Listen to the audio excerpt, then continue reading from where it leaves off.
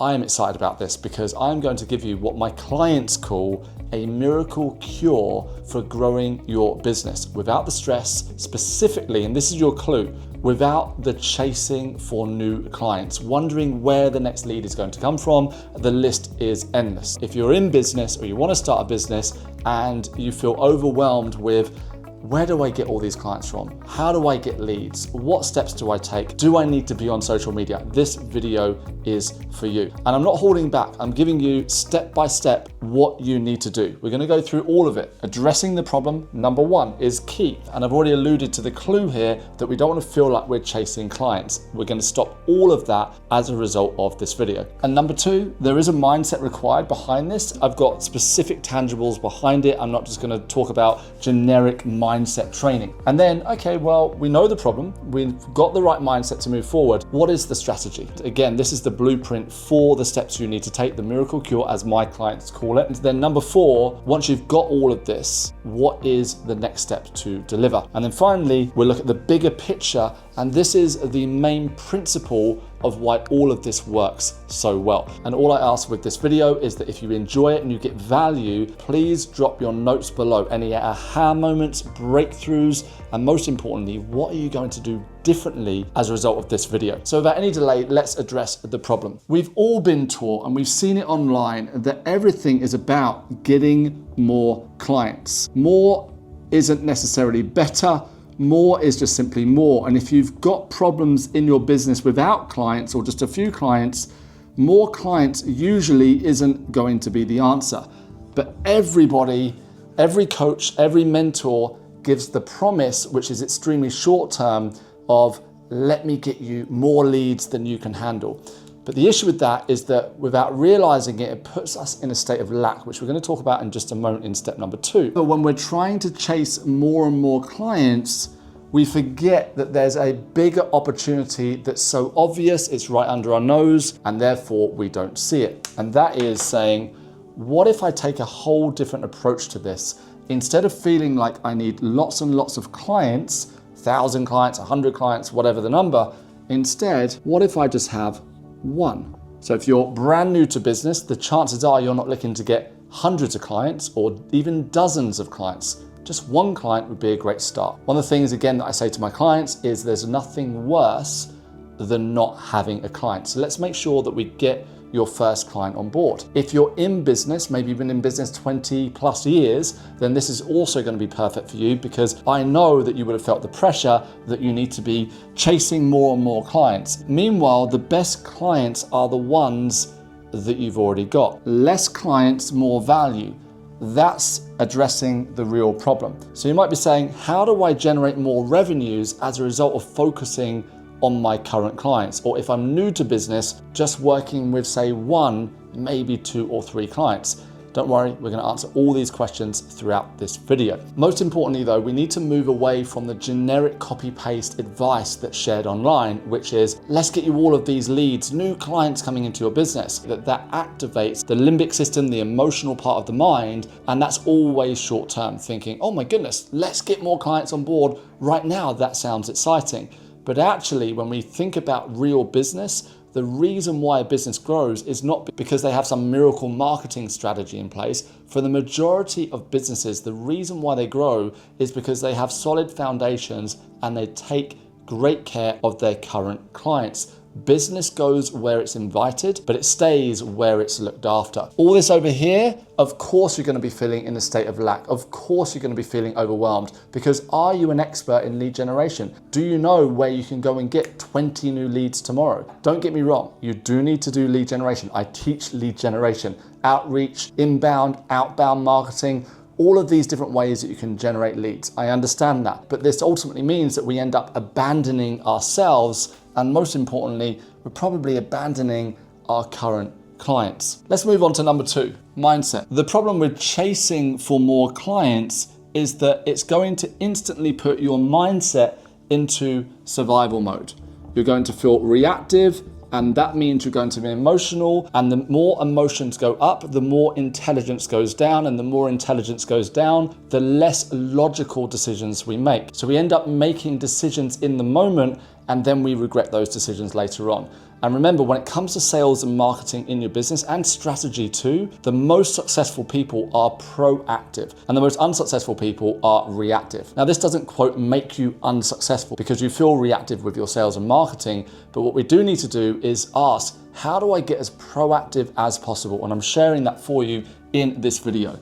We've got to get out of this mode of survival. Now, sure enough, survival mode is great if you're being chased by a lion, but in business, it's something you're thinking about every day. You want to always operate from a place of calm, certainty, feeling grounded. I had far too many years where I was operating in survival mode. I paid the cost as a result, but that's for another video. You can check out my other videos where I talk about that in more detail. Do you want to be chasing all of these new clients, or do you want the opportunity to serve a few of your current clients on a deeper level, create bigger change and transformation? Which would you prefer? Now let's go another step. Do you want one client that pays you properly and you can truly be their trusted advisor? Or do you want to be going after all of these clients over here? I would hope that you'd say, actually, this makes me feel calm. Instead of being in this survival mode, what we want to be shifting to is creator mode. The biggest change, and I mean this in my life, not just my business, is when I made the shift from survival to creator mode. I spent most of my first 10 years in business in survival mode. And unfortunately, I had a double-edged sword.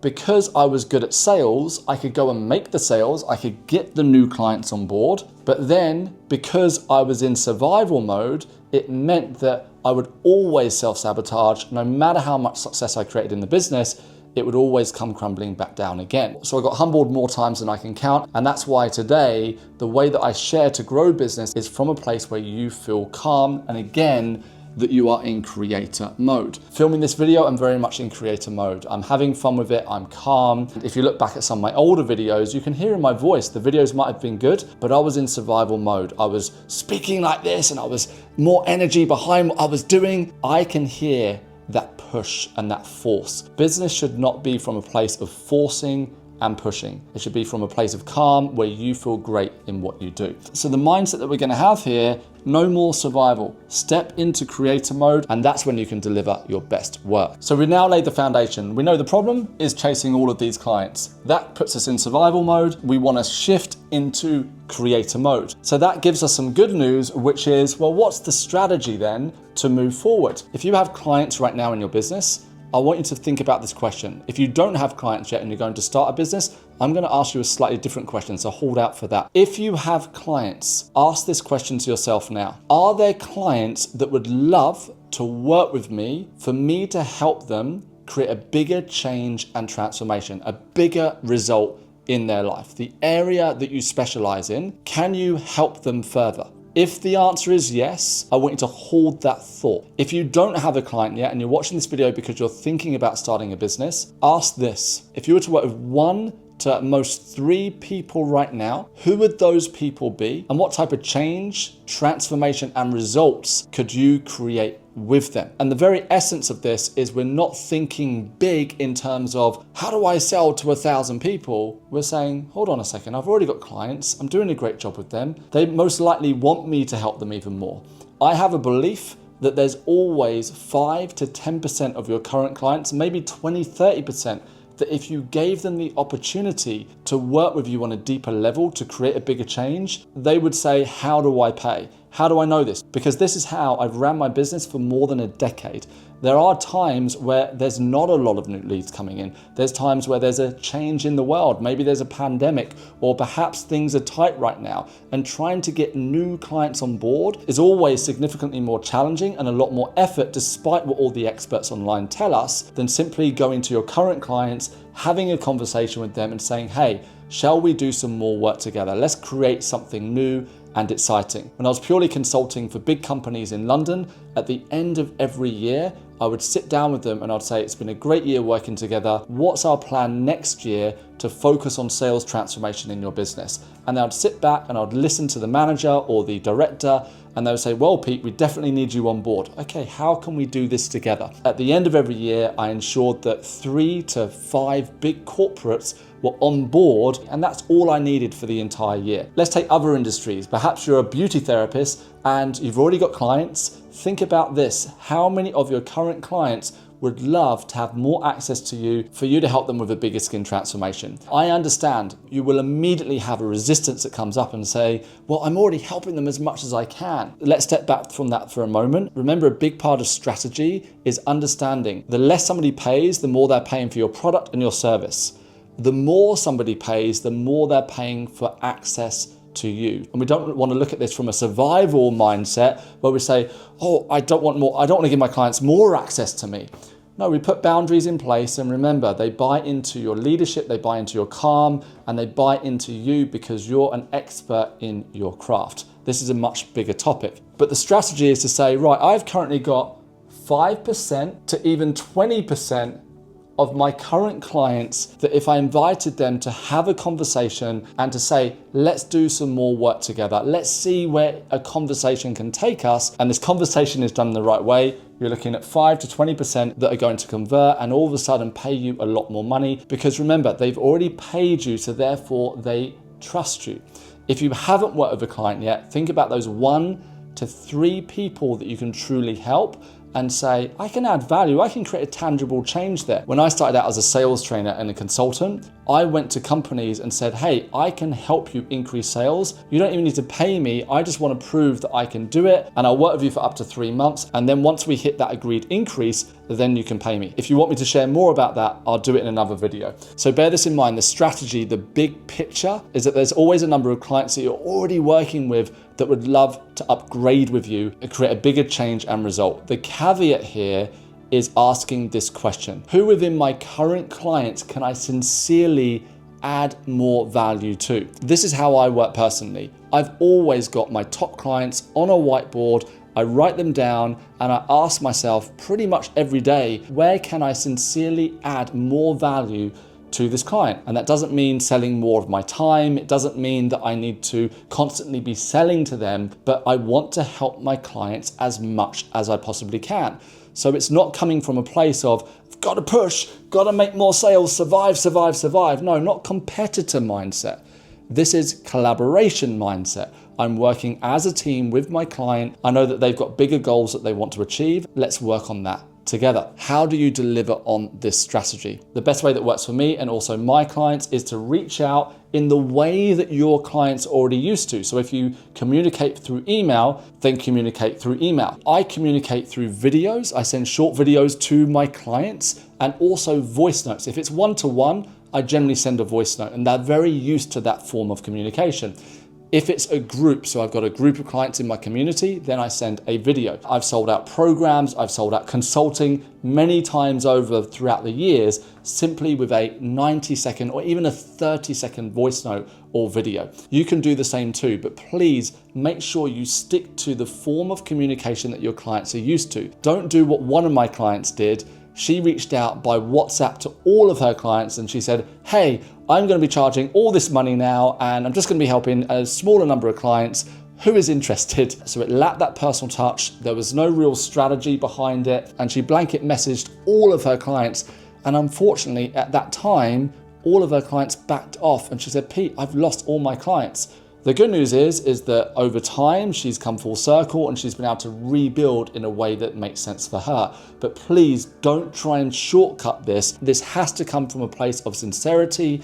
You genuinely care about the people that you help. So the tip for delivery is that if you're used to sending a voice note, then send a voice note. If you communicate via email, then send an email. If you've got a physical business like a salon and your clients come in to speak to you, then take the opportunity to have a chat when they're next in. But one more thing here is that you're not pitching to them at this stage. Part of the delivery is a simple invite to a conversation. So very much it's a two-step process. So number 4 here is actually a two-step process. Number 1 is an invite to see if they're interested. Hey, I'm going to be taking the business in a different direction where I can serve a few clients on an even deeper level.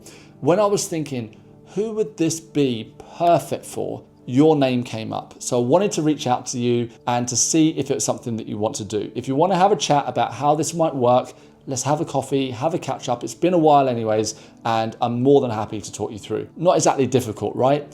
Business is about creating more dialogue, more care. Unfortunately, most of the marketing world is all monologue now. It's one-sided, hey, I'm doing this, hey, I'm doing this, as a blanket email, and then you get tumbleweed. So number 4, what is the mode of communication that you normally do? Step number 1 of number 4 is an invite to a conversation. Step number 2 is knowing if they're sincerely interested. And then you say, okay, so this is what I'll be charging you. This is what it's going to look like. And then wait for the client to say, yeah, that sounds good. How do I pay? So if we take all of this from 1 till 4, we have a blueprint of what you need to do in your business. And it works in every industry. I've worked with salons, I've worked with recruitment companies, I've even seen it work in a tractor manufacturing company of all things. There's no shortage of industry, because what we've got here is all about psychology, which is of course about people, it's about strategy, so ensuring we know how to go about it, and also economics and understanding how people buy and the way the world is today. And within every industry, trust is at an all-time low, so this is a sincere way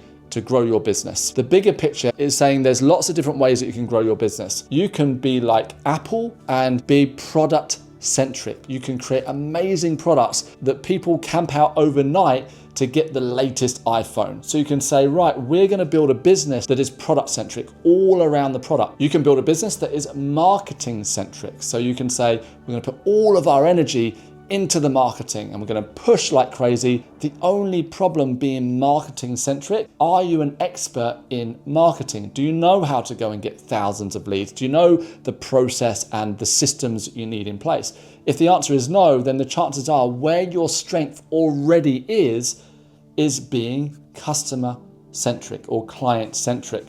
So you say the absolute heart of your business is serving your current clients on the deepest level, and always return back to that. Continue to ask, how do I help these clients?